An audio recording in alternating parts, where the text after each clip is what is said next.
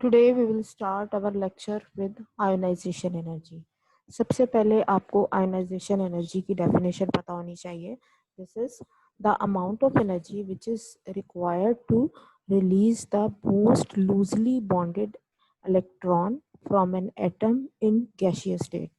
और इसको हम उर्दू में देख लेते हैं कि क्या है कि ये वो कम से कम एनर्जी है जो कि किसी भी एटम के आउटर मोस्ट शेल में से सबसे जो लूजली बॉन्डेड है यानी कम एनर्जी के साथ बॉन्ड बना रहा है, यानी वीक बॉन्ड जो है, वीकली बॉन्डेड जो इलेक्ट्रॉन है उसको जब हम किसी भी एटम से अलग करते हैं तो जितनी एनर्जी की हमें ज़रूरत होती है वो उसकी आयोनाइजेशन एनर्जी होती है.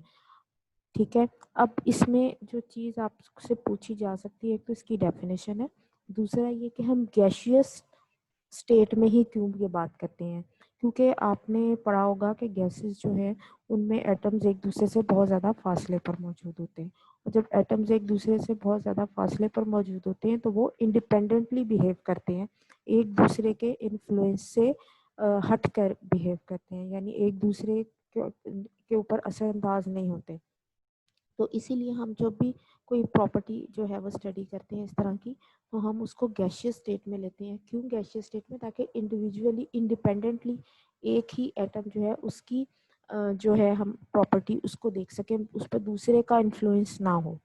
ठीक है, तो आप आज़ादाना तौर पे फाइंड आउट करने के लिए करते हैं. तो फिर एक दफ़ा देखिए कि this is the energy of an element and minimum quantity of energy which is required to remove an electron को remove करने के लिए from the outermost shell of its isolated gaseous atom. Definitely gaseous form में तो वो अलग ही होगा, लेकिन आपने इसके साथ आइसोलेटेड का वर्ड यूज़ करना है ताकि उस पर ज़्यादा फोकस किया जा सके. इन इट्स ग्राउंड स्टेट, यानी एक्साइटेड स्टेट में नहीं, आप ग्राउंड स्टेट में हो लेकिन वो गैशियस फॉर्म में हो. ठीक है, the ionization energy for example उन्होंने दी हुई है सोडियम की, कितनी है? 496 किलो जूल पर मोल. ठीक है, अब आपके पास इसका क्या मतलब है कि सोडियम के आउटर मोस्ट शेल में एक इलेक्ट्रॉन है, टोटल उसके पास 11 इलेक्ट्रॉन है और आउटर मोस्ट शेल में एक है. ठीक है, जो कि सब जाहिर है जो सबसे बाहर वाला शेल है तो उसके इलेक्ट्रॉन और न्यूक्लियस के दरमियान अट्रैक्शन सबसे कम होगी, क्योंकि बीच में आपने हमने कल देखा था कि बीच में शील्डिंग इफेक्ट आ रहा है. तो अब उस एक इलेक्ट्रॉन, या तो अब उसको 7 इलेक्ट्रॉन मिल जाए तो वो अपना ऑक्टेट कंप्लीट कर ले और स्टेबल हो जाए, लेकिन 7 इलेक्ट्रॉन तो उसे कोई नहीं देगा, तो इसलिए उसके लिए बेहतर है कि वो एक इलेक्ट्रॉन उसमें से हम रिलीज करवा दें. तो उसको कैसे हम रिलीज करवाएंगे? हम उसको 496 किलो जूल पर मोल अगर एनर्जी देंगे तो फिर सोडियम जो है वो सोडियम एटम से सोडियम आयन में तब्दील हो जाएगा और एक इलेक्ट्रॉन निकल जाएगा. ये आपको नज़र आ रहा है. अब इसमें ये जो वैल्यू है 496, ये इसकी क्या है? आयनाइजेशन एनर्जी, यानी इसको आयोनाइज करने में इतनी एनर्जी की ज़रूरत है. अब 496 किलो जूल पर मोल एनर्जी के साथ साइन कोई नहीं लगा हुआ, इसका मतलब है कि ये पॉजिटिव साइन है और ये एंडोथर्मिक रिएक्शन है. Element with greater number of electron have more than one value of ionization energy. अब अगर तो किसी के आउटरमोस्ट शेल में एक इलेक्ट्रॉन है तो उसको तो एक दफ़ा ही एनर्जी दे दी तो आपने वो निकलवा दिया, लेकिन अगर किसी एटम के आउटरमोस्ट शेल में एक से ज़्यादा इलेक्ट्रॉन है तो आप एक दफ़ा में सारे इलेक्ट्रॉन्स रिलीज नहीं करवा सकते. उसके लिए आपको जो है हर इलेक्ट्रॉन के लिए आपको एक एक्स्ट्रा उसकी एक मखसूस एनर्जी है वो देनी पड़ेगी. ऐसा क्यों होता है ये हमने अभी डिटेल में डिस्कस करना है. अब इसकी एग्जांपल आ जाती है मैग्नीशियम. मैग्नीशियम आपके पास 2A ग्रुप का मेंबर है, अल्कलाइन अर्थ मेटल, जिसके आउटर मोस्ट शेल में 2 इलेक्ट्रॉन होते हैं. अब 6 इलेक्ट्रॉन या तो आ जाएंगे तो स्टेबल होगा, या वो 2 रिलीज हो जाएंगे तो भी ये स्टेबल हो जाएगा. तो इसमें आसान काम क्या है कि 2 इलेक्ट्रॉन उसमें से निकल जाए. अब जब आप मैग्नीशियम को में से एक इलेक्ट्रॉन निकालते हैं तो आपको मैग्नीशियम आयन में कन्वर्ट करना पड़ता है. ठीक है, जब 2 इलेक्ट्रॉन है तो जब पहला इलेक्ट्रॉन निकालेंगे तो हमें उसको कुछ एनर्जी सप्लाई करना पड़ेगी. ये जो मेरे पास बुक है यहाँ ये साइन जो है ये माइनस दिया हुआ है, ये माइनस नहीं होगा, यहाँ पर ये प्लस होगा. ठीक है, तो मैग्नीशियम से जब आप एक इलेक्ट्रॉन निकालते हो तो आप उसको कुछ एनर्जी देते हो. ठीक है, आप सप्लाई करते हो, रिक्वायर्ड टू रिमूव द. अब जब उसमें से एक इलेक्ट्रॉन निकल गया तो इसके पास मैग्नीशियम के पास कितने, पहले न्यूट्रल एटम में क्या था, 12 इलेक्ट्रॉन थे और 12 प्रोटॉन थे। जब वो आयन में कन्वर्ट हुआ तो अब उसके पास 12 ही प्रोटॉन है, लेकिन इलेक्ट्रॉन अब 11 हो गए। तो पहला इलेक्ट्रॉन निकालने के लिए इसको आप काइंडली प्लस कर लीजिएगा, 738 किलो जूल पर मोल एनर्जी देना पड़ी। अब वो कहता है कि सेकेंड आयनाइजेशन एनर्जी वैल्यू जो है वो क्या कैसे होगी। अब जब एक इलेक्ट्रॉन निकल गया, अभी भी इसके आउटरमोस्ट शेल में एक इलेक्ट्रॉन मौजूद है। अब वो निकालने के लिए हमें ज़्यादा एनर्जी की ज़रूरत है। क्यों ज़्यादा एनर्जी की ज़रूरत है? क्योंकि उसके पास 12 प्रोटॉन है और 11 इलेक्ट्रॉन्स को वो अट्रैक्ट कर रहे हैं। तो अट्रैक्शन इलेक्ट्रॉन्स और प्रोटॉन्स के दरमियान बहुत बढ़ चुकी है। यहाँ 12 प्रोटॉन 12 इलेक्ट्रॉन को जो थे वो अट्रैक्ट कर रहे थे, 1:1 रेशो थी। यहाँ 12 प्रोटॉन सिर्फ 11 इलेक्ट्रॉन्स को अट्रैक्ट कर रहे हैं। तो इसमें से एक और अगर हम इलेक्ट्रॉन निकालेंगे तो हमें बहुत ज़्यादा एनर्जी चाहिए। ठीक है, जब हम इसमें से, वो ऑलरेडी उसके पास एक इलेक्ट्रॉन कम है, अब हम एक और इलेक्ट्रॉन अगर निकालना चाहेंगे तो हमें डबल एनर्जी देना पड़ेगी। तो फिर ही ये Mg2 पॉजिटिव में कन्वर्ट होगा और इसकी वैल्यू आ जाएगी ऑलमोस्ट उससे डबल, 1451 किलो जूल्स पर मोल। तो अब यहाँ पे जो क्वेश्चन आ जाता है वो आपके पास क्या आ जाता है कि why second ionization energy is greater than first one. तो सेकंड क्यों है? क्योंकि सेकंड में आपके पास, आपने एटम से इलेक्ट्रॉन नहीं निकालना बल्कि एक आयन से इलेक्ट्रॉन निकालना है।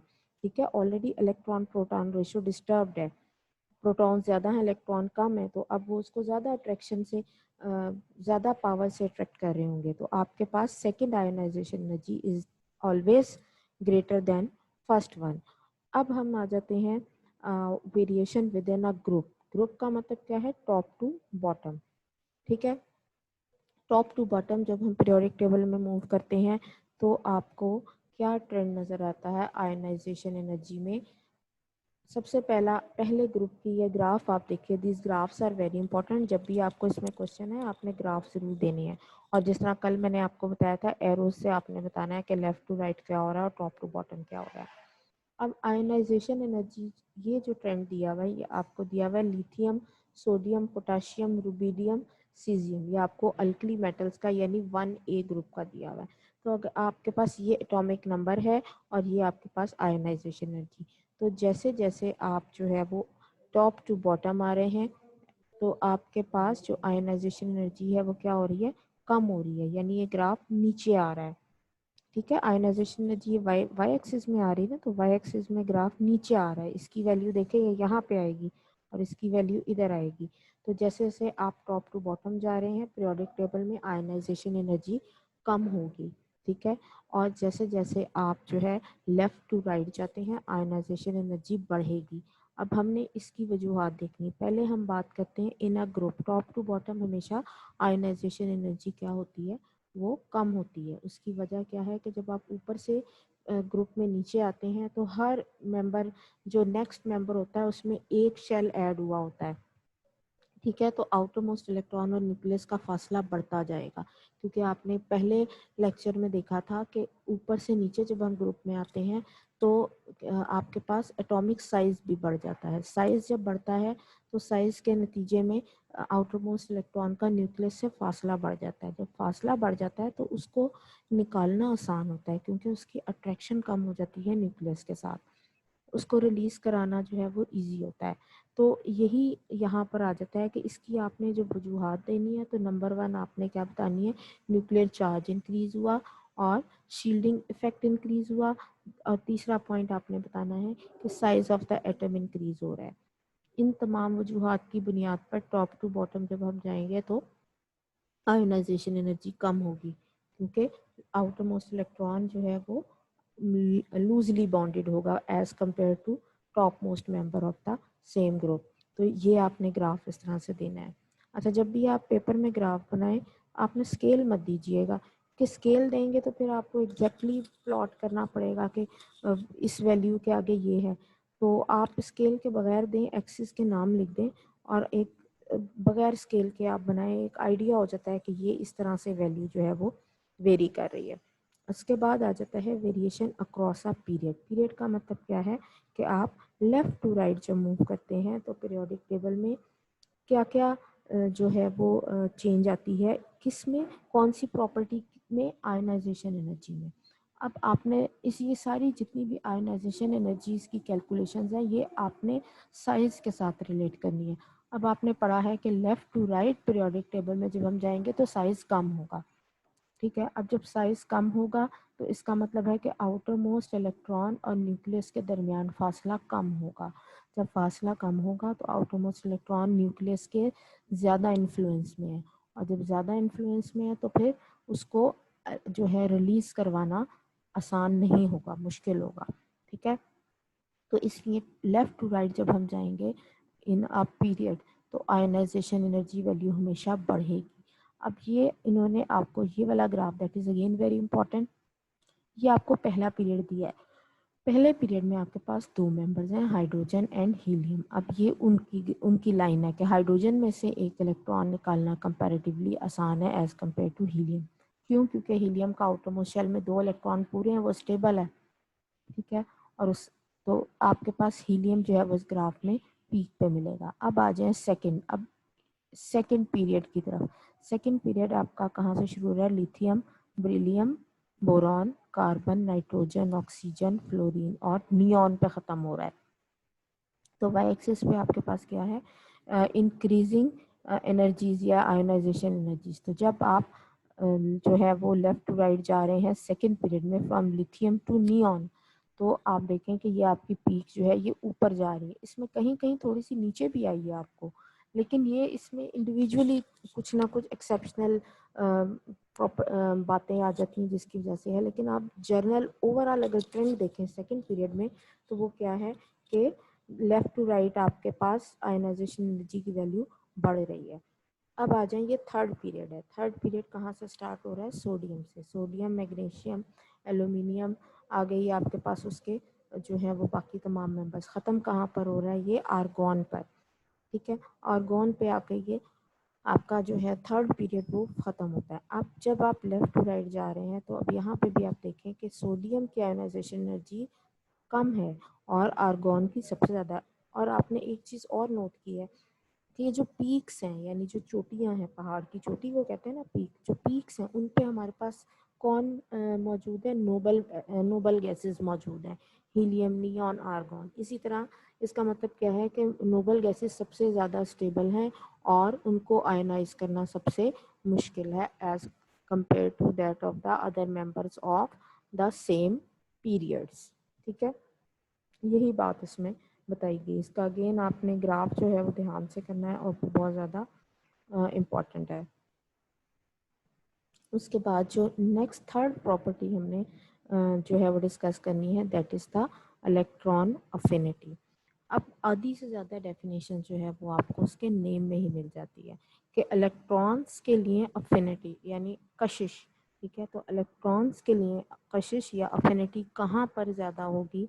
वो आपके पास, आप खुद सोचें कि इलेक्ट्रॉन्स की के लिए अफिनिटी किन की ज़्यादा होगी? जिनका आउटर मोस्ट शेल तकरीबन कंप्लीट होने ही वाला होगा, तो एक आध इलेक्ट्रॉन अगर उन्हें मिल जाए तो उनका आउटर मोस्ट शेल मुकम्मल हो जाए।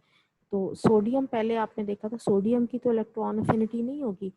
क्यों नहीं होगी? क्योंकि उसके पास तो एक ही इलेक्ट्रॉन है, वो अट्रैक्ट कितनों को कर लेगा? वो 7 को इलेक्ट्रॉन्स को तो नहीं अट्रैक्ट कर सकता। तो उसकी क्या इंटरेस्ट है कि वो लूज करे। तो अब हम मिसाल लेते हैं फ्लोरीन की, जो राइट हैंड साइड पे आपके पास पीरियोडिक टेबल में मेंबर्स हैं। लाइक आपके पास हेलोजेंस हैं, लाइक ऑक्सीजन फैमिली है, इनके आउटर मोस्ट शेल में जो है वो लाइक फ्लोरीन है, उसके आउटर मोस्ट शेल में 7 इलेक्ट्रॉन्स हैं। तमाम के तमाम हेलोजेंस में यही सिचुएशन है। 7 इलेक्ट्रॉन्स को 8 करना आसान है, तो वो इलेक्ट्रॉन अफिनिटी शो करेगा। फटाफट इलेक्ट्रॉन उसको कहीं से मिले तो वो एक इलेक्ट्रॉन लेके अपना आउटर मोस्ट शेल कंप्लीट कर दे। अच्छा, अब फ्लोरीन जो है पहले उसकी बात कर लेते हैं, फिर हम इलेक्ट्रॉन अफिनिटी की डेफिनेशन करेंगे। फ्लोरीन के आउटर मोस्ट शेल, इसका एटॉमिक नंबर आता है 9, ठीक है। 2 इलेक्ट्रॉन्स है पहले शेल में और 7 है दूसरे शेल में, ठीक है। तो एक इलेक्ट्रॉन अगर उसको मिल जाएगा तो क्या होगा? वो उसके पास कितने इलेक्ट्रॉन हो जाएंगे? 9 ऑलरेडी थे, एक मिल गया तो उसके पास 10 इलेक्ट्रॉन हो जाते हैं, ठीक। और प्रोटॉन्स कितने हैं? वो उनको तो कोई असर नहीं पड़ा, प्रोटॉन्स 9 के 9 हैं। अब सिचुएशन क्या है कि 9 प्रोटॉन्स को अट्रैक्ट करना है 10 इलेक्ट्रॉन्स को, तो अब जो है वो क्या होगा, जब वो 10 इलेक्ट्रॉन्स को अट्रैक्ट करेंगे तो उसकी वो स्टेबल हो जाएगा, उसका साइज़ जो है वो बढ़ जाएगा। इस साइज़ वाले में भी हमने देख लिया था। और क्योंकि वो स्टेबल हो रहा है तो कुछ एनर्जी रिलीज़ होगी, ठीक है। तो अब वो अमाउंट ऑफ एनर्जी जो कि रिलीज़ हो रही है आउटरमोस्ट शेल के कंप्लीट होने से, उसको हम क्या कह रहे हैं, इलेक्ट्रॉन अफिनिटी। अब इसकी हम करते हैं डेफिनेशन कि electron affinity is the energy released और एब्जॉर्ब भी होगी, कब होगी ये भी हम डिस्कस करते हैं नेक्स्ट इक्वेशन में, ठीक है। When an electron is added to a gaseous atom to form a negative ion, जब भी एक इलेक्ट्रॉन एडअप होगा गैसियस एटम में ताकि वो नेगेटिव आयन में कन्वर्ट हो जाए। अगेन गैसियस का वर्ड यूज़ किया है ताकि पता चल सके कि आइसोलेटेड एटम है, इंडिपेंडेंटली बिहेव कर रहा है without influence of the other atoms present in its neighbourhood, ठीक है। एनर्जी दस released when electronegative elements absorb the first electron.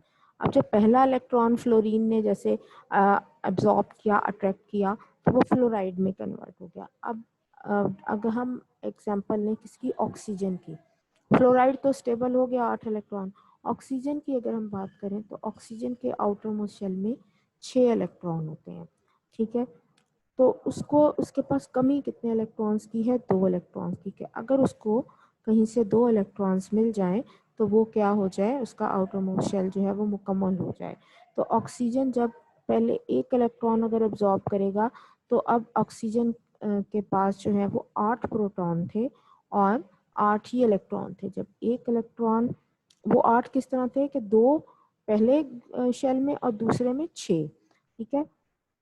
तो अब 6 से 7 हो गए सेकंड शेल में। जब उसने एक इलेक्ट्रॉन एब्जॉर्ब किया तो उसके ऊपर क्या चार्ज आ गया, -1।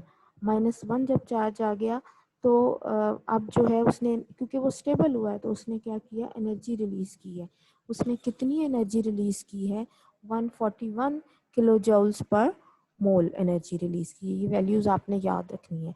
अब अभी भी ऑक्सीजन के आउटर मोस्ट शेल में जो है वो 7 इलेक्ट्रॉन है, एक की अभी भी डेफिशिएंसी या कमी मौजूद है। अब जब सेकंड इलेक्ट्रॉन जो है वो अब्जॉर्ब करेगा या उसके ऊपर हम उसकी उसको उसकी उसके अंदर इलेक्ट्रॉन अब्जॉर्ब करवाएंगे तो क्या होगा, अब वो काम इतना आसान नहीं होगा। क्यों आसान नहीं होगा, क्योंकि पहली जो इक्वेशन है उसमें आप एक न्यूट्रल एटम में इलेक्ट्रॉन जो है वो ऐड करवा रहे हैं और यहाँ पर आपके पास ये ऑक्सीजन नहीं है, दिस इज ओ नेगेटिव, ठीक है। ऑलरेडी उसके ऊपर नेगेटिव चार्ज है और इलेक्ट्रॉन पर भी नेगेटिव चार्ज है। तो जब आप नेगेटिव के अंदर, नेगेटिव आयन के अंदर ही आप इलेक्ट्रॉन ऐड करवाएंगे तो नेगेटिव नेगेटिव रिपल्शन होगी, ठीक है। Some similar charges they repel each other. जब उनके दरमियान रिपल्शन होगी तो फिर वो आसानी से नहीं होगा काम, फिर आपको एनर्जी के ज़रिए ज़बरदस्ती ये काम करवाना पड़ेगा। तो इसलिए जब हमें एनर्जी सप्लाई करना पड़ेगी, पहले में एनर्जी रिलीज हुई है -141 kilo joule per mole, minus sign indicate the exothermic reaction, और यहाँ पर आपके पास प्लस साइन है। प्लस साइन क्या शो कर रहा है कि आपके पास जो एनर्जी है वो एब्जॉर्ब हो रही है। तो आपने जो चीज़ हमेशा याद रखनी है वो फर्स्ट आयोनाइजेशन एनर्जी अगर है तो वो हमेशा नेगेटिव होगी, लेकिन सेकंड आयोनाइजेशन एनर्जी उसी मेंबर की या उसी एलिमेंट की हमेशा पॉजिटिव होगी। क्यों, क्योंकि अब जो इलेक्ट्रॉन एडअप हो रहा है वो एटम में नहीं हो रहा बल्कि एक आयन में हो रहा है जिसके ऊपर वही चार्ज है जो कि इलेक्ट्रॉन के ऊपर, यानी नेगेटिव। और similar charges they repel each other. अब वो कहता है the absorb energy is expressed as electron affinity in positive figure. अच्छा, अब ये जो आपसे, अच्छा यहाँ पे से अब हम पहले देख लेते हैं कि जो शॉर्ट क्वेश्चन पेपर में आता है वो क्या आता है। शॉर्ट क्वेश्चन आता है कि जब पहला why is it so that first electron affinity is shown with negative sign while the second value of electron affinity is always shown with positive sign। ऐसा क्यों होगा कि पहली इलेक्ट्रॉन अफिनिटी हमेशा नेगेटिव होगी और दूसरी जो है वो हमेशा पॉजिटिव होगी। तो इसकी वजह मैंने आपको भी सारी डिस्कस कर ली है, बता दी है, वो आपने जो है वो वही उसके जवाब में जो है आपने बता देना है। अच्छा, उसके बाद आपने जो नेक्स्ट चीज़ देखनी है वो क्या है, that is the metallic and non metallic character. अब पहले हम ज़रा थोड़ा सा मेटेलिक कैरेक्टर को देख लेते हैं। मेटेलिक कैरेक्टर क्या होता है आपके पास? मेटल्स आपने पढ़ा है, they are good conductor of electricity. उसके बाद आपने फर्स्ट ईयर में मेटल्स का जो चैप्टर है उसमें आपने इलेक्ट्रॉन पूल थ्योरी पढ़ी होगी या इलेक्ट्रॉन सी थ्योरी पढ़ी होगी, जिसमें आपने देखा होगा कि मेटल्स के पास क्या चीज़ मौजूद है? फ्री इलेक्ट्रॉन्स मौजूद हैं। या आपने सॉलिड्स वाले चैप्टर्स में आपने ये चीज़ देखी होगी। तो फ्री इलेक्ट्रॉन जब भी होंगे, जब आप उसको जो है वो बिजली के सर्किट से कनेक्ट करेंगे तो वो एक ख़ास डायरेक्शन में फ़्लो करते हैं। उनके फ़्लो की वजह से उसमें से करंट गुजरती है। अब जो मेटेलिक कैरेक्टर है वो किस वजह से होगा पीरियोडिक टेबल में? कि जहाँ पर आउटर मोस्ट इलेक्ट्रॉन आसानी से लूज हो जाए और वो इलेक्ट्रॉन सी या इलेक्ट्रॉन पूल की तरह बिहेव करे, या वो हम आसान लफ्जों में कह दें कि इलेक्ट्रॉन रिलीज करने की सलाहियत जो है वो मेटेलिक कैरेक्टर है। अब आप देखें कि पीरियोडिक टेबल में मेटेलिक इलेक्ट्रॉन लूज करने की एबिलिटी किन में है? जो आपके पास लेफ्ट साइड पर मेंबर्स हैं, like sodium, potassium, rubidium, caesium, francium, 1A और 2A, जिनको हमने कहा था कि ये मेटल्स हैं। ठीक है, तो उनमें जो है वो इलेक्ट्रॉन लूज करने की एबिलिटी है, तो हम कहेंगे कि जी उनके अंदर क्या है? मेटेलिक कैरेक्टर है। और जो नॉन मेटल्स होंगी वो क्या होंगे? जिनके अंदर इलेक्ट्रॉन फ्लो जो है वो आसानी से लूज नहीं हो सकते। तो वो आपके पास क्या है? जिनके पास इलेक्ट्रॉन टाइटली बाउंडेड है, या आप कह सकते हैं कि आपके पास जो पीरियोडिक टेबल है उसमें राइट हैंड साइड पर जो ग्रुप्स हैं वो आपके पास नॉन मेटल है। ये हमने अपने जो प्रीवियस लेक्चर से प्रीवियस जो लेक्चर था उसमें हमने जो है ये डिस्कस की थी बातें। ठीक है, अब सबसे पहले आप आ जाइए कि chemically all the elements have a tendency to form positive ion by losing electron. They are considered as the metals. Metals क्या हैं? जिनमें ability है क्या? lose electron करने की, और इनको हम क्या कहते हैं? metals. All the metals are good conductor of heat and electricity. ये आपको already बात पता है। A characteristic property of metal is that they form basic oxides which gives basis when dissolved in water. Very important short question कि why metals form basic oxide? तो metals जो हैं वो basic oxide क्यों बनाते हैं? क्योंकि जब वो water के साथ react करते हैं तो आपको क्या चीज़ मिलती है? हमें कैसे पता चलेगा कि ये ऑक्साइड जो है ये बेसिक है? कि जो ऑक्साइड बना है मेटल का वो जब पानी में डालेंगे उसको हम, या वो वाटर के साथ रिएक्ट करेगा तो वो आपको अल्कली दे देगा या बेस दे देगा। इसकी एग्जांपल आपको दी हुई है सोडियम ऑक्साइड। ठीक है, सोडियम ऑक्साइड, सोडियम आपके पास मेटल है और इसका ऑक्साइड क्या होगा? Sodium oxide. इसकी जब हमने हाइड्रोलिसिस करते हैं तो हमें क्या मिलता है? Sodium hydroxide which is a very strong base. तो आपने इसको ये जो इसकी प्रॉपर्टी है इसको आपने एक्सप्लेन करना है। ये शॉर्ट क्वेश्चन है कि आपसे पूछा जाएगा क्यों है बेसिक, उसकी वजह आपने क्या बताई? Because their oxides are basic in nature and on resolution in water या और on reacting with water they will form strong bases or alkalis. As it becomes easier to remove the electron of an atom bigger in size, therefore metallic character increase from top to bottom in a given group of element. अब periodic trend किस तरह से होगा? वो कहते ये भी size के साथ रिलेट कर रहा है। वो कहता है कि जैसे जैसे साइज बड़ा होगा किसी भी एटम का, तो क्या होगा कि उसके आउटर मोस्ट इलेक्ट्रॉन जो है वो आसानी से रिलीज हो सकते हैं। तो इसके नतीजे में क्या होता है? जैसे जैसे साइज बढ़ेगा वैसे वैसे मेटेलिक कैरेक्टर बढ़ेगा। अब इसकी हमने एक एग्जांपल की थी जो आपको मैंने डिस्कस किया था कि बहुत सारे ऐसे ग्रुप्स हैं जिनके टॉप मोस्ट मेंबर्स जो हैं वो नॉन मेटल्स हैं, लेकिन नीचे वाले मेंबर्स जो हैं वो मेटल्स हैं। इसकी एग्जांपल आप देख लीजिए, हेलोजन्स। सबसे पहला मेंबर है फ्लोरीन, क्लोरीन, ब्रोमीन, आयोडीन और फिर एस्टाटीन। ठीक है, तो एस्टाटीन तो चले रेडियो एक्टिव है, लेकिन आप फ्लोरीन गैस है, क्लोरीन जो है वो भी आपके पास गैस है, ब्रोमीन जो है वो लिक्विड है और आयोडीन सॉलिड है और उसमें मेटेलिक लस्टर मौजूद है। मेटल नहीं है लेकिन उसमें मेटेलिक लस्टर आ जाता है। इससे पहले वाली मेंबर जितने भी हैं आपके पास, जो इनके टॉप मोस्ट मेंबर्स जो हैं वो नॉन मेटल्स हैं, लेकिन नीचे वाले मेंबर जो हैं वो मेटेलिक हैं। तो अब आप इसको किस तरह से इसको पीरियोडिक ट्रेंड किस तरह से एक्सप्लेन करेंगे कि metallic character left to right कम होगा और टॉप टू बॉटम हमेशा जो है मेटेलिक कैरेक्टर वो बढ़ जाएगा। ठीक है, अब आपने नेक्स्ट आ जाता है as it becomes easier to remove the electrons of an atom bigger in size, ये हमने डिस्कस कर लिया। तो ये अब आपने इसका ट्रेंड देख लिया। On the contrary it decreases from left to right across a period, और लेफ्ट टू राइट कम होगा मेटेलिक कैरेक्टर और टॉप टू बॉटम बढ़ेगा। The elements which gain electron and form negative ions are called non metals. वो element जो कि electron lose करते हैं वो तो मेटल है, और जो गेन करते हैं वो क्या होंगे, non metal. All the gases are non-metals. The non-metals are normally poor conductor of heat and electricity. You all know this. Non-metals form acidic oxide. अब हमने ऊपर metals की कहा कि जी उनके ऑक्साइड क्या है, बेसिक है। अब नॉन मेटल के ऑक्साइड एसिडिक है। क्यों है? क्योंकि लाइक सल्फर आपके पास एक नॉन मेटल है, उसका ऑक्साइड क्या होगा, सल्फर डाइऑक्साइड या सल्फर ट्राइऑक्साइड। अब जब आप इसकी हाइड्रोलिसिस करते हैं तो आपको एसिड मिलता है, दैट इज सल्फ्यूरिक एसिड।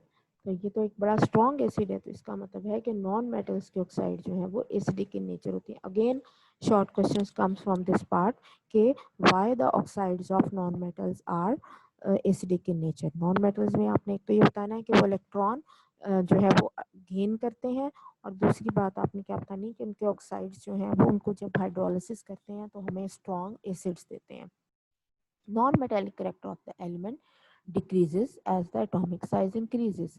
तो जैसे हमने कहा कि मेटेलिक करेक्टर जो है वो साइज बढ़ने के साथ बढ़ेगा, तो फिर नॉन मेटेलिक जो है वो साइज बढ़ने के साथ कम होगा। उलट आ गई ना उसके सिचुएशन। तो ग्रुप में जो है वो क्या होगा, मेटेलिक करेक्टर वो ऊपर से नीचे बढ़ेगा और नीचे से ऊपर नॉन मेटेलिक करेक्टर होगा। ठीक है, यानी ऊपर वाले मेंबर्स क्या है, नॉन मेटल्स है, नीचे वाले मेटल्स हैं। आगे आपको उसने जो है वो ग्रुप 5A एंड 6A में बता दिया है। 5A का मेंबर सबसे ऊपर कौन है, नाइट्रोजन, और 6A का टॉप मोस्ट मेंबर क्या है, ऑक्सीजन। ये सारी क्या है, दोनों नॉन मेटल्स, और ये गैसियस स्टेट में है। जबकि इसके नीचे नाइट्रोजन वाले में एंड पे क्या आता है, बिस्मिथ एंड पोलोनियम। ये क्या है, at the bottom of these groups and these are the metallic in nature.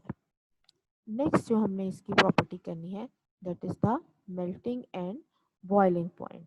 Melting and boiling point भी हमें जो है वो किस तरह से, उनमें भी हमने पीरियोडिसिटी देखनी है कि जब हम लेफ्ट टू राइट जाएंगे किसी भी पीरियड में तो मेल्टिंग और बॉइलिंग पॉइंट पे क्या असर होगा, और जब हम टॉप टू बॉटम जाएंगे तो मेल्टिंग और बॉइलिंग पॉइंट पर क्या असर होगा।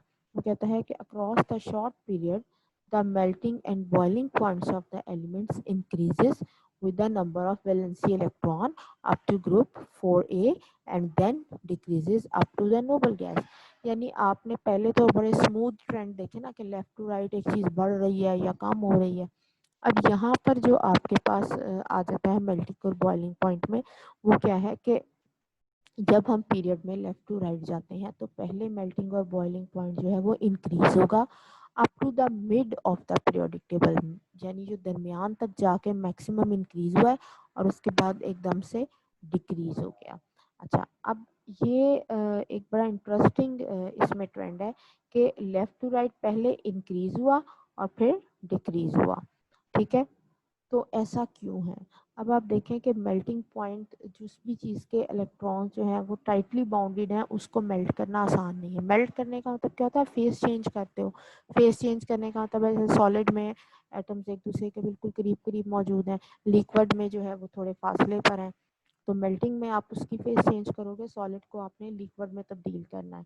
ठीक है, और वो किस तरह से पॉसिबल है कि उनके दरमियान अट्रैक्टिव फोर्सेस को आप ख़त्म करते हैं। अट्रैक्टिव फोर्सेस जो हैं वो ख़त्म करने के लिए आपको एनर्जी चाहिए। तो लेफ्ट टू राइट आपके पास मेल्टिंग और बॉइलिंग पॉइंट इंक्रीज होगा।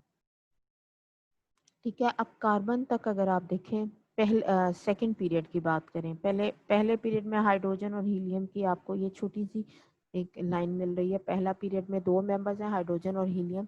ऑलमोस्ट इनका जो मेल्टिंग और बॉइलिंग पॉइंट है ऑलमोस्ट सेम ही है क्योंकि दोनों ही गैसेज हैं। आगे आ जाए next, lithium, beryllium, boron, carbon. Lithium के आउटरमोस्ट शेल में एक इलेक्ट्रॉन है, उसको लूज करना आसान है, उसका मेल्टिंग पॉइंट कम है। ठीक है, बेरिलियम के में 2 है, उसका मेल्टिंग पॉइंट थोड़ा और बढ़ गया। बोरॉन के में 3 है, उसका और बढ़ गया। और कार्बन जो है उसका 4 आ जाता है। अब कार्बन आपने ऑर्गेनिक में पढ़ा है कि कार्बन जो है वो बड़े स्ट्रॉन्ग बॉन्ड बनाता है। क्यों? एक तो इसकी वैलेंसी जो है वो 4 है, चारों तरफ से बॉन्ड बनाता है, तो इसका मेल्टिंग और बॉइलिंग पॉइंट इंक्रीज हो जाता है। ठीक है, इसके बॉन्ड्स की वजह से। दूसरी बात ये कि कार्बन के पास 4 इलेक्ट्रॉन है, ना तो वो 4 किसी को दे सकता है, ना वो 4 किसी से ले सकता है। उसकी ज़्यादातर कोशिश क्या होती है कि वो शेयर करे। ठीक है, तो वहां तक जाकर जो है वो मेल्टिंग पॉइंट बढ़ेगा।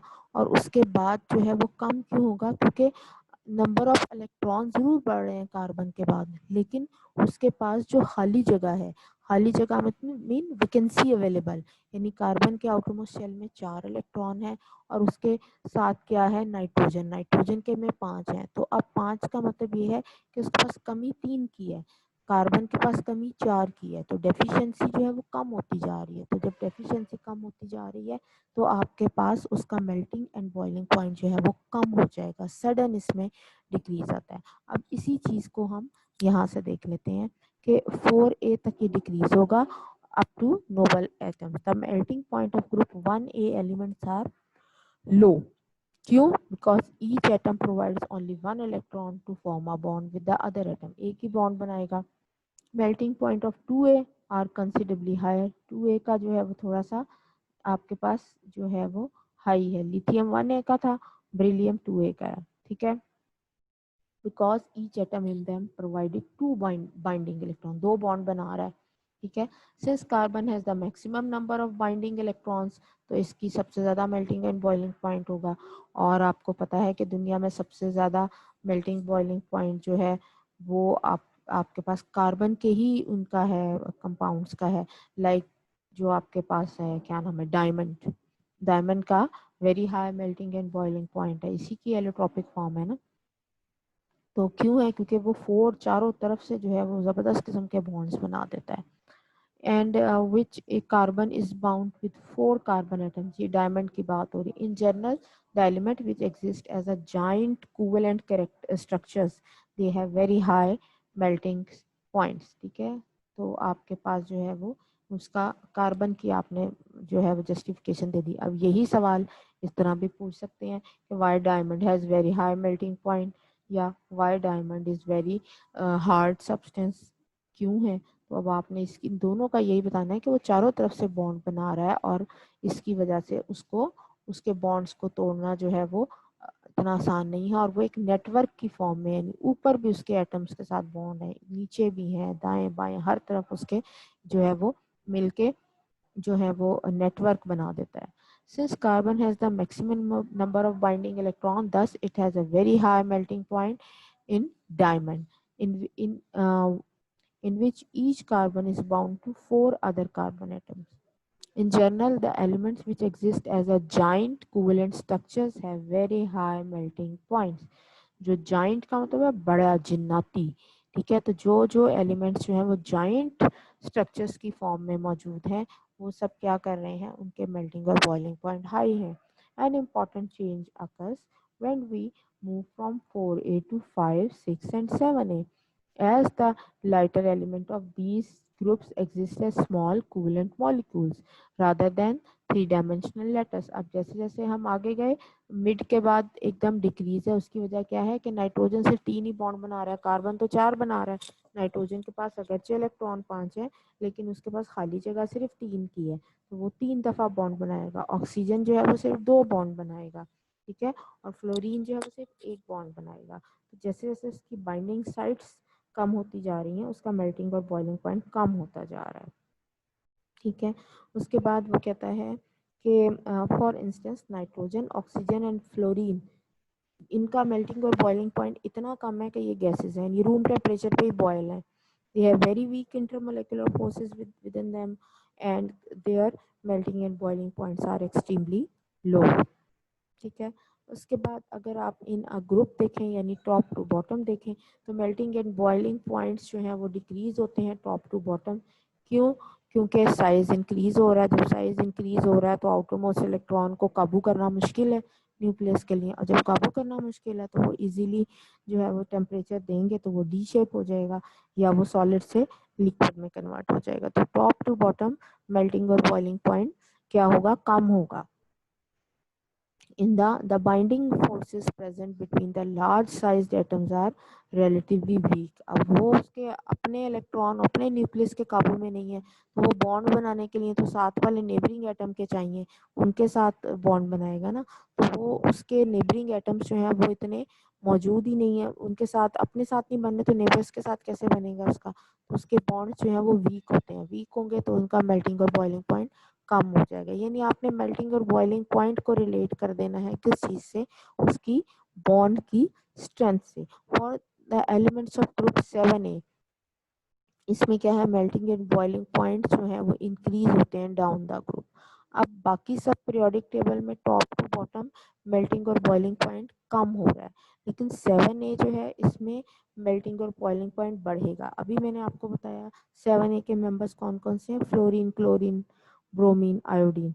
अब फ्लोरीन गैस है, very less melting and boiling point. Chlorine जो है वो भी गैस है, उसका भी बड़ा कम है।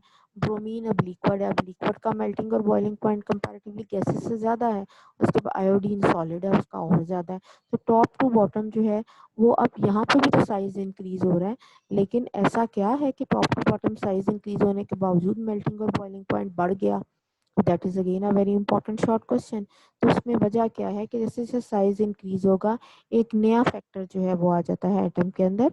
उस फैक्टर को हम क्या कहते हैं, उसको हम कहते हैं पोलराइजेबिलिटी फैक्टर। पोलराइजेबिलिटी का मतलब है किसी भी एटम को पोलराइज करने की सलाहियत या होने की सलाहियत।